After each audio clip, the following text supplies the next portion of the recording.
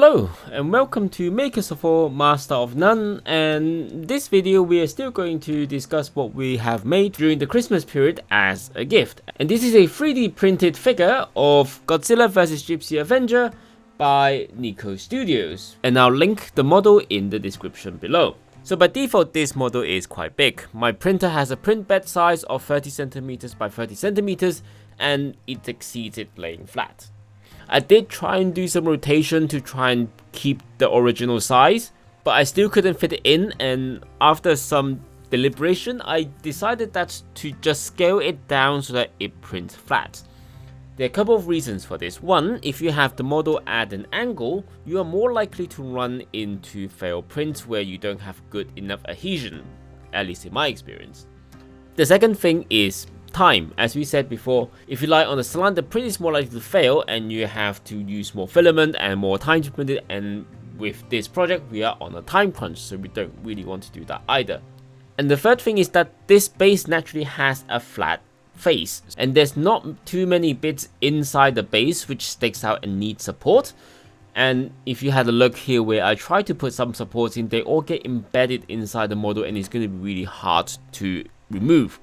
So in the end I decided for this model, scale it down, no support on the print itself. There is a couple hanging outside, they're not really needed but they're just there, and then I just sent it out to print.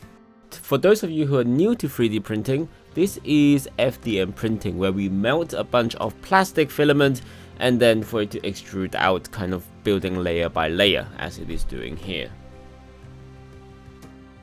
Other than the base, there is also the main body of Godzilla and the tail of Godzilla as well.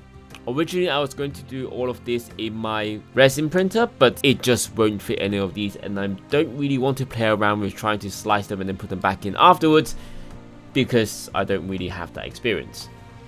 You might have noticed that printing these two together there is a lot of supports going on. That's because at the bottom there is actually no flat piece, so the two models have to build on top of supports so that it can actually print out. FDM printing like to have a flat base, otherwise it is easy to have a failed print.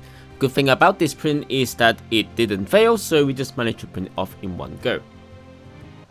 Much like FDM printing, resin printing also requires us to go through the same step. Put the model in a slicer, choose the orientation, if you need to do any scaling, choose the infill, how thick you want the walls to be, add supports in, and additionally for resin printers, add in drain holes, which is for where you don't have trapped resin inside which can't get cured. I don't really have much experience with resin printing, so a lot of these I'm still experimenting. The only kind of principle I have in mind is to reduce the amount of supports I have, so trying to orient everything in a way that we minimize supports, and also having like tiny drain holes at the bottom of pieces.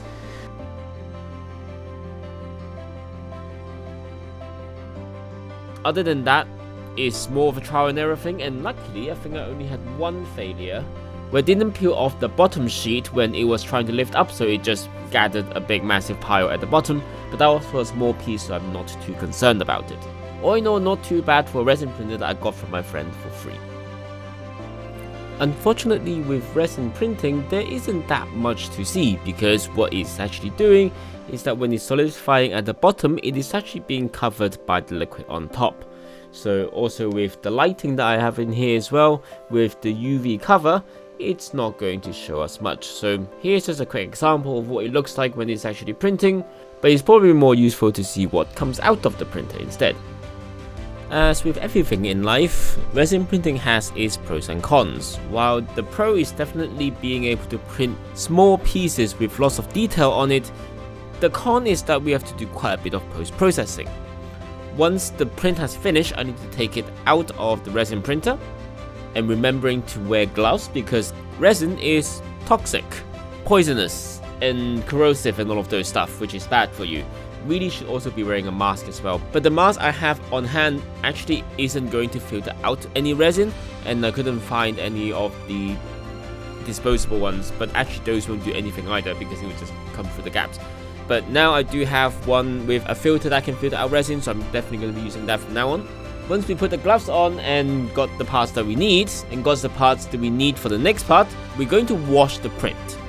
The resin I'm using is a water washable resin, meaning that instead of using isopropyl alcohol, which is normally used, I can just use plain old tap water.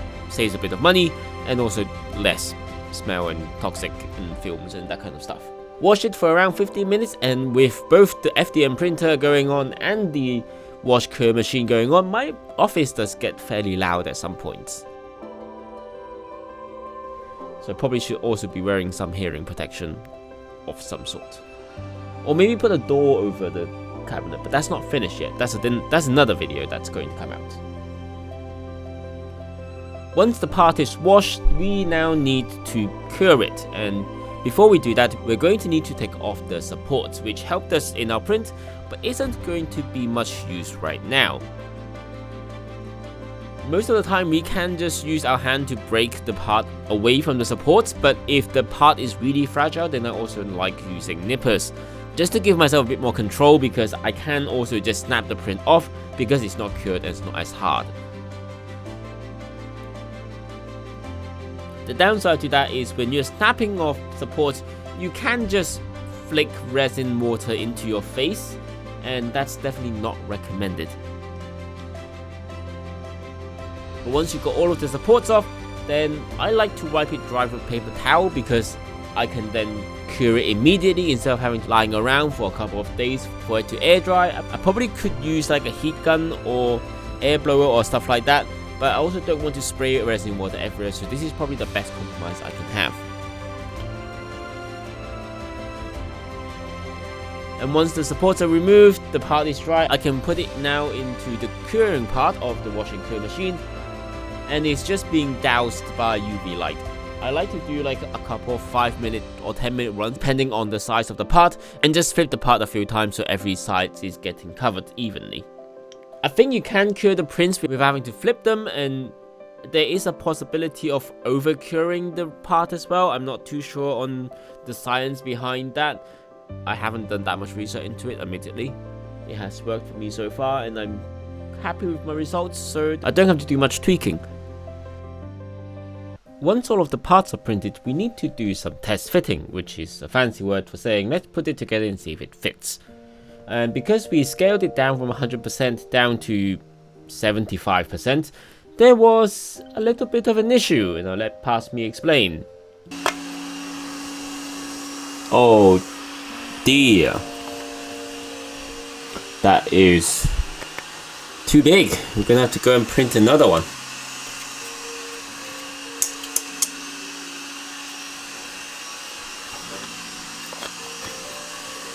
Actually, that's going to be quite hilarious if I just give it like that. But hey, we're not terrible. Yes, and that's why initially I wanted to print them all out in 100%, because it just means I don't have to mess with it and come up with an extra buffy arm Godzilla. Once I fixed that by printing 2 more arms, I then did some cleaning up of the parts. Now, because of the quality of the printer, I didn't actually have to do that much cleaning up. Most notably, I am using a bit of a torch to clean up some of the stringing. I didn't want to do really any sanding on this because it's just going to rub away any of the details.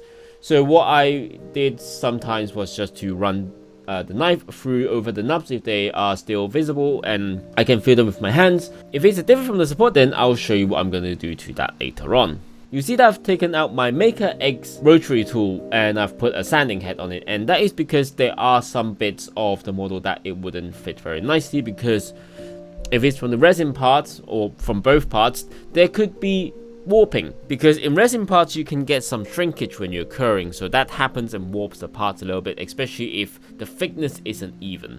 Warping is also common on FDM printers as well, because you are physically printing it out with it hanging out in mid-air, such as the base of this Godzilla is. It's just all built on supports and it doesn't build on a solid structure. So with a bit of wind from the model fan, you are going to get some movement, and that just is what happens sometimes.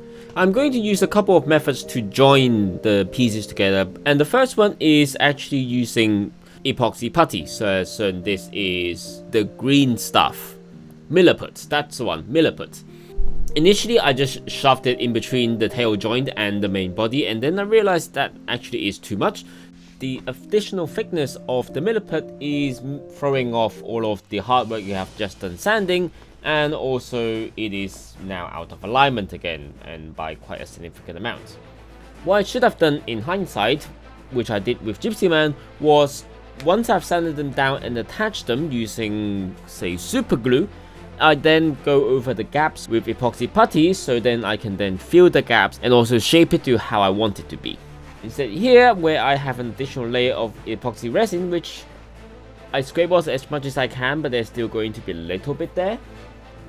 And also trying to use my sculpting tools to, one, fill in fully the gap, and also two, to try and still preserve some of the details. There is a lot of scales and lines across Godzilla that if you just cover it with milliput, it's just going to lose all of the detail, and we don't really want to do that. The final bit with putting together Godzilla is with its right leg, which is attached to the base. Now, because of the previous additional thickness that the milliput has given us, that was entirely my fault, it doesn't now quite fit into the base with all of its mating nubs, so it has to go a little bit of a cosmetic surgery, shall we say. The building off started looking like this, which is intact, to something like this, which has a big massive gaping hole, which fits the theme of Godzilla destroying the city. That's good, I guess, unintentionally. The other thing that we have to do as well was to lengthen the groove on the base for the tail. I also had to remove two nubs on the tail as well, which connects to the base, just because it now wouldn't fit in there because it's just off by that much. Eventually, once we got everything to fit, we put some glue on and then just press it down. You will notice there is a gap in the thigh of Godzilla, and we will try and hide that and seamlessly blend together the two pieces before we head over to painting. I mentioned earlier that if there are divots from the support, which is mostly on Gipsy Man, that I was going to use something different from milliput, and that something is Vallejo plastic putty. It's a little bit easier to apply in this kind of liquidy form, which you can also get with milliput if you just kind of thin it down with a little bit of water, but it just means that we don't have to mess with that. You can just kind of dip it in, and then once it's dried, you can do the normal kind of sanding, scraping kind of things. So just need to repeat that for all of the different parts, and then super glue it together, and if necessary, again using the same plastic putty to kind of fill in the gaps if there's any. Now we are finally ready for priming, and you might notice that I have suddenly grown nails, and that's because that's not me. I was actually standing to the side teaching my girlfriend how to use an airbrush. She's normally used to hand paintings, but this is quite a big piece, so kind of taught her how to use an airbrush. She kind of had the same feedback as everyone, which is it's easier to apply large even surface areas, but it's also a lot of hassle when you're trying to change colors, which is fair. Not much to talk here. There is a base layer, and then for detail colors and water and washes and stuff that gets hand painted on. I'm not the best person to talk about painting because I'm a little bit colorblind. I can see different colors, but I can't really tell what colors they are, so I'm terrible at matching them. My limited contribution was helping her to clean the airbrush in between colors, pointing out the bits that she missed, being a bit of a second opinion, pointing out where she should add a little bit of detail, different bit of color, and also holding it so that she can reach some of the awkward spots. I did add a little bit of details onto the buildings and also Gipsy Man as well as a black edge just around the model. So with that, let's just move on to the final review.